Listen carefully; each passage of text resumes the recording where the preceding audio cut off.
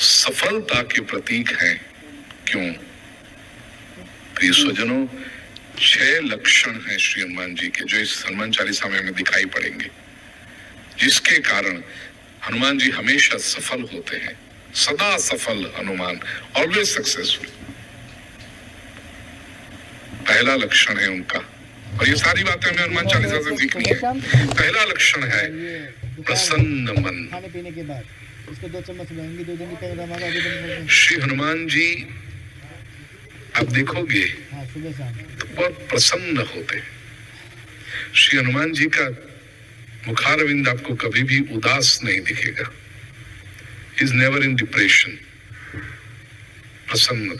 और हनुमान जी के मन की जो प्रसन्नता है ना, वो किसी बाहरी वस्तु, व्यक्ति या परिस्थिति पर आधारित नहीं है।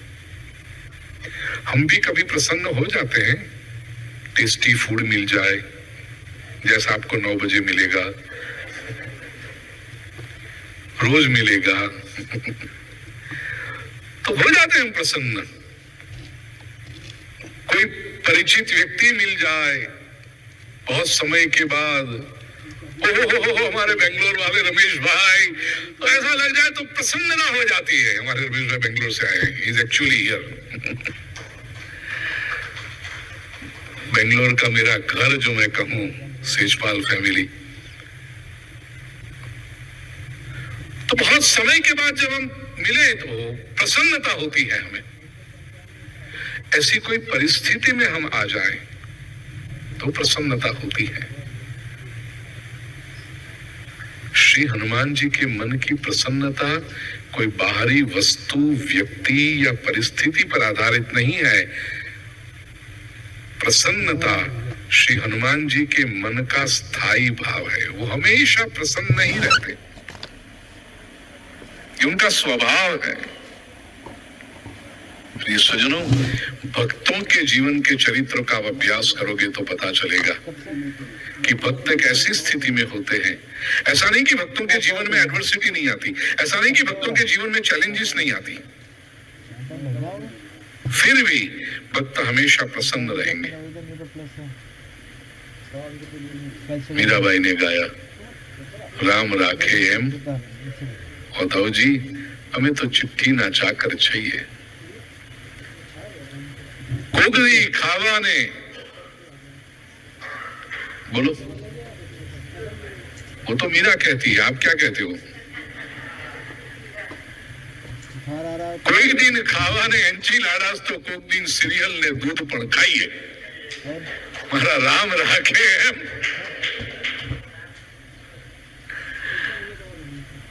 जीवन का पूर्ण स्वीकार, प्रिय स्वजन, ये भक्तों का, उनके मन की प्रसन्नता, ये उनका स्थिर भाव है। That is how they are. कमजोरी क्या करती है? हनुमान जी स्थिर हैं, कभी उनके जीवन में कोई शिकायत नहीं दिखेगी। दूसरी बात, हनुमान जी सदा सफल होते हैं। क्यों? उनके जीवन में एक निश्चित ध्येय है, गोल। Most people average out in life simply because they do not know where to go. कोई लक्ष्य ही नहीं होता। गंगा गए गंगा दास, जमुना गए जमुना दास। हाँ, वो कहीं नहीं जाते, लोग उनको ले जाते हैं। ऐसे लोग होते हैं, they don't go anywhere। तो कहेंगे इधर चलना है, नहीं बैठे, अरे क्या, चलो ना कंपनी, अच्छा चलो। They just accompany people everywhere. अब बनो सिर्फ यार से सुपरस्टार। उनका अपना कोई लक्ष्य ही नहीं होता, और जिनके जीवन में स्पष्ट लक्ष्य होता है, ध्येय होता है, वो सफल बनते हैं। हनुमान जी के जीवन का लक्ष्य है श्री रामचंद्र जी का काज। इसलिए हनुमान चालीसा में गोस्वामी जी लिखते हैं, राम काज लगी, सुंदरकांड, किष्किंधा कांड के अंत में, I am coming to that. ये लक्ष्य है उनका, और गोस्वामी तुलसीदास जी हनुमान चालीसा में कहते हैं, सब पर राम तपस्वी राजा, तिनके काज सकल तुम साजा। ये हनुमान जी के जीवन का लक्ष्य है, राम काज, बस राम काज करीबे को आतुर लक्ष्य।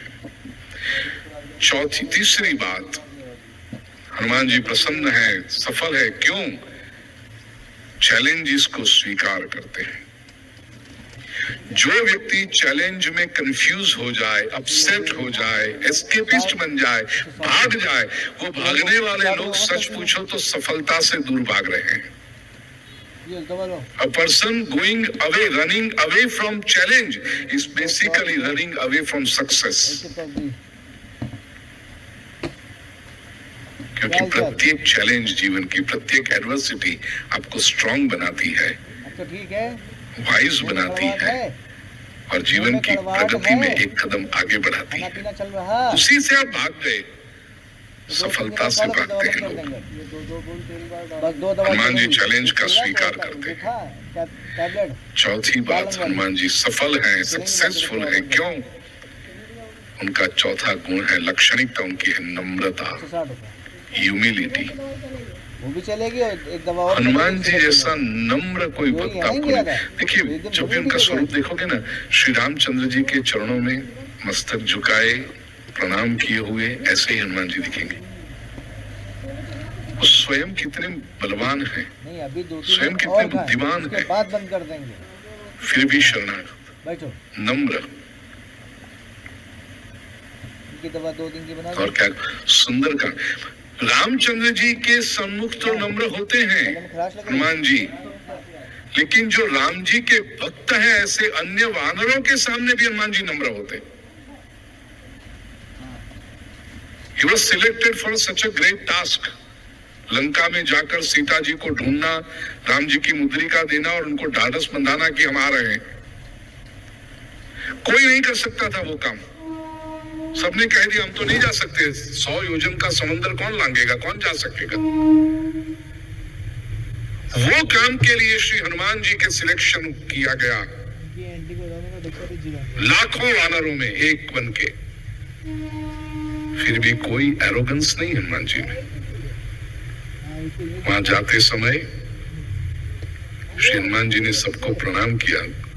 सुंदरकांड की शुरुआत की चौपाइयों में है ये, जब लगी आवों सी यही देखी, हुई ही काज मोहि हर्ष विशेषी, यह कही नाई सबनी कहूं माथा, चले हर्षी सिय धरि रघुनाथा।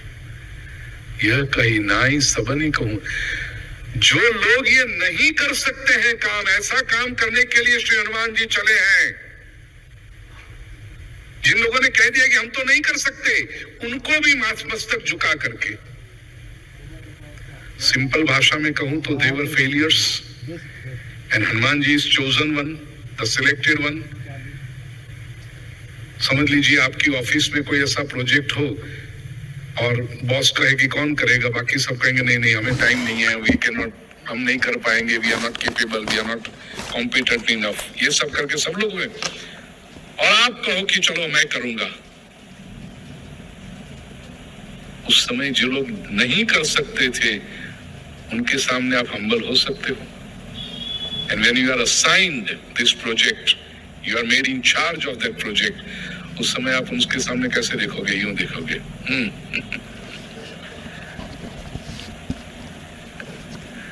जब हनुमान जी यह कही नाई सबनी कहूं माथा, उनको प्रणाम करते हुए श्री हनुमान, ये उनकी नम्रता है, ये उनकी ह्यूमिलिटी है। प्रिय सज्जनों, नम्रता जीवन का बहुत बड़ा गुण है। नदी का प्रवाह चल रहा हो, ऊपर घड़ा जब तक झुकने को तैयार नहीं है ना, तो एक बूंद पानी नहीं जाती अंदर। नदी तो बह रही है, घड़े को केवल झुकना है, बाकी का काम नदी कर देती है। लेकिन ये मटकी को झुकाना, सबको अपना ऐसा अहंकार होता है, मैं झुकने को तैयार है। श्री हनुमान जी के जीवन से बहुत बड़ा गुण मिलता है, जो झुकने को तैयार हुआ, नम्रता है। पांचवी बात श्री हनुमान जी में है कार्य के प्रति श्रद्धा। Whatever he does it with faith. Half heartedly जो काम करते हैं ना, वो कभी सक्सेसफुल नहीं हो सकते।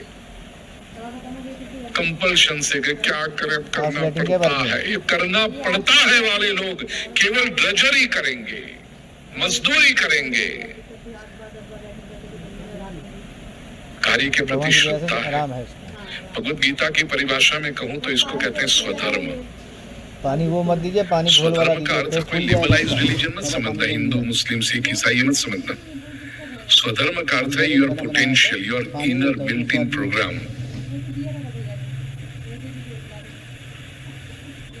आप जो जीवन में कर रहे हैं, वो जो कार्य हो रहा है आपका, वो श्रद्धा से हो रहा है कि नहीं? आप आपका स्वधर्म करते हैं कि नहीं? यदि तय करना हो, दो सिंपल क्वेश्चन में आपसे पूछूं, उत्तर दे देना। एक्चुअली एक ही है प्रश्न। यदि बार-बार वो समय की मर्यादा न हो, रिस्ट्रिक्शन ऑफ टाइम, और पैसे कमाने का कंपल्शन न हो, कंपल्शन टू अर्न मनी, ये न हो, तो will you still do the same thing that you are doing right now? Right now, not now, in life. पहले इसका सब मामला तो ठीक है, वो तो बात की बात। 200 बोलो क्या उत्तर है आपका? कितने लोग कहते हैं? समझ गए प्रश्न? टाइम का रिस्ट्रिक्शन न हो और पैसे कमाने की जिम्मेदारी ना हो कि भाई पैसा तो चाहिए टू रन द फैमिली, बच्चों को पढ़ाना है, ये करना है, रिस्पॉन्सिबिलिटी है, कोई चिंता ना हो आपको, इट्स ऑल सेट, और टाइम का रिस्ट्रिक्शन ना हो, तो would you still do what you are doing right now? जो आपका जॉब है, बिजनेस है, कितने लोग कहते हैं कि yes I will do the same thing still? ये लोग जो कह रहे हैं, हाथ ऊपर कर रहे हैं, वे अपना स्वधर्म निभा रहे हैं। और जो कॉन्फिडेंस के साथ हाथ ऊपर नहीं कर सकते, वे जीवन में मजदूरी कर रहे हैं, ड्रजरी हो रही। उनके विचार ऐसे आता होगा, बस एक बार रिटायर हो जाए ना, फिर ये करना है, वेकेशन मिल जाए ना, 3 हफ्ते छुट्टी निकाल के बस यही करना है।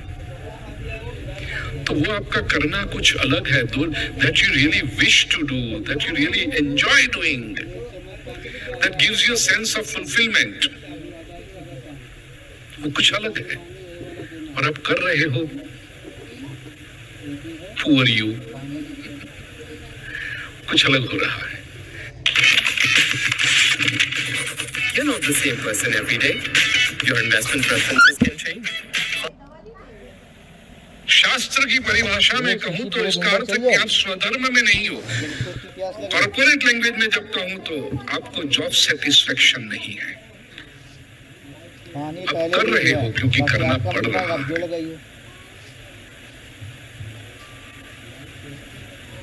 प्रिय स्वजनों, सफल व्यक्ति वो होते हैं जिनकी पैशन उनका प्रोफेशन होता है। मैं कॉर्पोरेट सेमिनार में पंकज जी एक सूत्र देता हूँ, if your passion is your profession, your life becomes a celebration. जितने भी सक्सेसफुल लोग होंगे आप देखना, चाहे किसी भी फील्ड में हो, एजुकेशन के फील्ड में हो, पॉलिटिक्स के फील्ड में हो, स्पोर्ट्स के फील्ड में हो, सक्सेसफुल स्पोर्ट्समैन कौन है? उसकी पैशन है वो, and that passion has become the profession. बाद में फिर वो मिलियंस ऑफ डॉलर के कॉन्ट्रैक्ट करता है, एडवर्टाइजमेंट एंडोर्स करता है, मिलियंस ऑफ डॉलर कमाता है, वो सेकेंडरी बात है उसके लिए। बेसिकली उसकी पैशन उसका प्रोफेशन बन गया, और वो जिसके लिए बनता है वो सक्सेसफुल व्यक्ति है। श्री हनुमान जी को अपने कार्य में श्रद्धा है, और छठी क्वालिटी जो हनुमान जी में है वो है इमोशनल इंटेलिजेंस। संवेदना सभर आपको बुद्धि यही पानी प्रतिभा। देना और कोई पानी नहीं देना। 3 शब्द, अब सब पढ़े लिखे बुद्धिमान लोग हैं, 3 शब्द। आज से 20, 30, 40 साल पहले आईक्यू को हमने बहुत महत्वता दी। इंटेलिजेंट क्वेश्चन, इसकी इतनी आईक्यू है, इसकी इतनी हाँ, आईक्यू तो है। जम गया कहीं ना कहीं।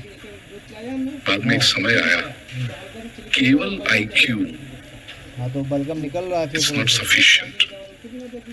केवल आईक्यू वाला आदमी राक्षस भी बन सकता है। बुखार है। ये दुनिया पर बड़ी बड़ी मुसीबतें लेकर आने वाले लोगों का आईक्यू कम होता है क्या? 100 रुपये। 9/11 जिन्होंने किया, किसने सोचा था कि बिल्डिंग के अंदर आप प्लेन डाल सकते हो, एक साथ में इतने लोगों को मार सकते हो? बिना आईक्यू के सब होता ही है। तो आईक्यू तो थी, who respects them? क्या साल का हो गया? Nobody. केवल आईक्यू हुआ नहीं पूरा। महत्वपूर्ण नहीं है। 20-25 साल पहले हाँ, एक जो और शब्द हमने जोड़ा, इनको जो आईक्यू के साथ ईक्यू भी होना चाहिए, इमोशनल क्वोशंट।